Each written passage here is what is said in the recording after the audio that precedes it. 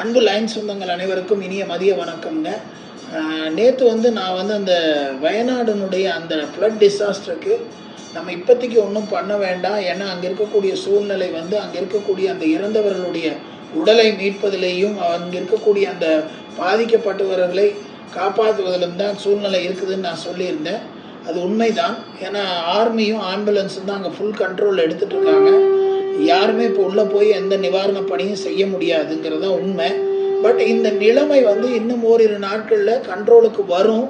அங்கே இருக்கக்கூடிய அந்த தங்க வைக்கப்பட்டிருக்கிற அந்த மக்கள் திரும்பி அவர்கள் அந்த இடத்துக்கு போகும்போது அல்லது அவர்களுக்கு ஏதாவது தேவை ஏற்படும் போது நாம் பண்ணிக்கலாம் அப்படின்னு நான் சொல்லியிருந்தேன். அங்கே இருக்கக்கூடிய பஞ்சாயத்து தலைவருடைய ஆடியோவும் நான் போட்டிருந்தேன்.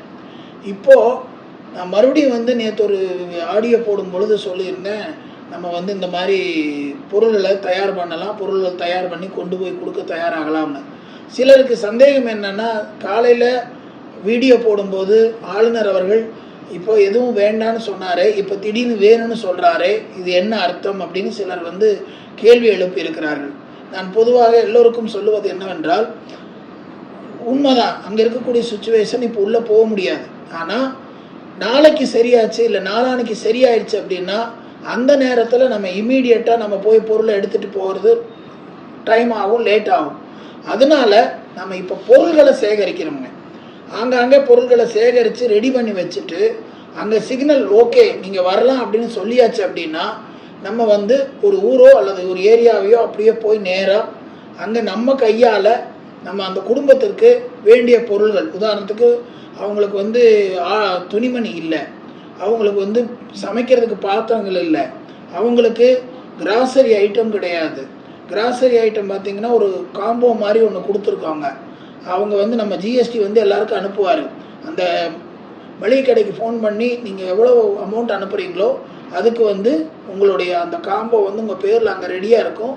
நம்ம ஏற்கனவே பார்த்திங்கன்னா இந்த நிகழ்வு நடந்த உடனே நான் சொன்ன உடனே நம்மளோட ambassador goodwill awardee PDG Jeevanandam அண்ணா அவங்க 1 லட்சம் ரூபாய்க்கான பொருளும் இன்னும் எவ்வளோ லாரி வேணுமோ அத்தனை லாரியை நான் ஃப்ரீயாக தர்றேன்னு சொல்லியிருக்கிறாங்க. உண்மையிலேயே அவருக்கு மிகப்பெரிய நன்றியை தெரிவித்துக் கொள்கிறோம். அவருடைய புதல்வர் ஜிஎஸ்டி கோஆர்டினேட்டர் ஜெயகாந்தன் அவர்கள் பம்பரமாக சுற்றி இந்த வேலையை ஆரம்பிச்சிட்டாருங்க. பொருள்களை நம்ம சேர்த்த வேண்டிய சூழ்நிலையில் இருக்கிறோம். அதனால் பொருள்கள் சேர்த்துறதுக்கு தான் நம்ம இப்போ ரெடி ஆகணும். நம்ம எப்போ கொண்டு போய் கொடுக்குறோம் அப்படின்னா அங்கேருந்து சிக்னல் பை 2 நாளைக்குள்ளே ஓகே ஆயிரும்னு சொல்கிறாங்க.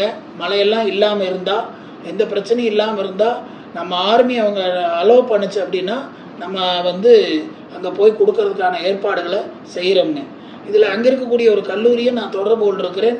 அவர்களும் அதைத்தான் சொன்னாங்க, நாங்கள் ரெடியாக இருக்கிறோம், எப்போ அவங்க ஓகே சொல்கிறாங்களோ நாங்கள் உங்களுக்கு தகவல் கொடுக்குறோம், நீங்கள் வேணால் எங்கள் காலேஜை கூட யூஸ் பண்ணிக்கிங்கன்னு சொல்லிட்டாங்க. ஸோ அதனால் இப்போ இருக்கக்கூடிய சூழ்நிலை என்னென்னா, நம்ம அவர்களுக்கு தேவையான பொருள்களை சேகரிக்கிறதுக்கான வேலையை செய்கிறோம். அதுக்கு ஜிஎஸ்டி உங்களுக்கு கூப்பிட்டு பேசுவார், உங்களுடைய ரீஜன் கூப்பிட்டு பேசுவாங்க, உங்களோட ஜோன் கூப்பிட்டு பேசுவாங்க.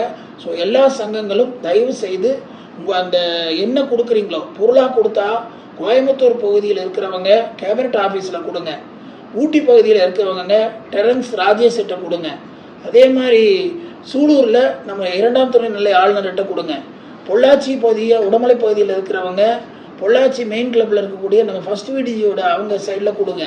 அதே மாதிரி திருப்பூரில் இருக்கக்கூடியவங்க நம்ம ஜிஎஸ்டி ஜெயகாந்தன் அவர்களிடம் கொடுங்க. இப்போ பொருளை சேர்த்து வச்சா மட்டும்தான் நமக்கு சிக்னல் வந்தோன்னா கிளம்ப முடியும். ஏன்னா அப்போ சேகரிக்கிறதுக்கு லேட் ஆகிருங்கிறதுக்காக இப்போ நம்ம சேகரிக்கிறதுக்கான ஏற்பாடு செய்திருக்கிறோம். ஆகவே நண்பர்களே, இந்த பொருள்களை சேகரிப்பதற்காக நீங்கள் தயாராகுங்கள். ஜிஎஸ்டி கூப்பிட்டாலும், ரீஜன் கூப்பிட்டாலும், ஜோன் கூப்பிட்டாலும் என்ன பொருள் கொடுக்குறீங்களோ அதை உடனடியாக அந்தந்த இடத்திற்கு கொண்டு சேர்த்துமாறு அன்போடு கேட்டுக்கொள்கிறேன். நன்றி, வணக்கம்.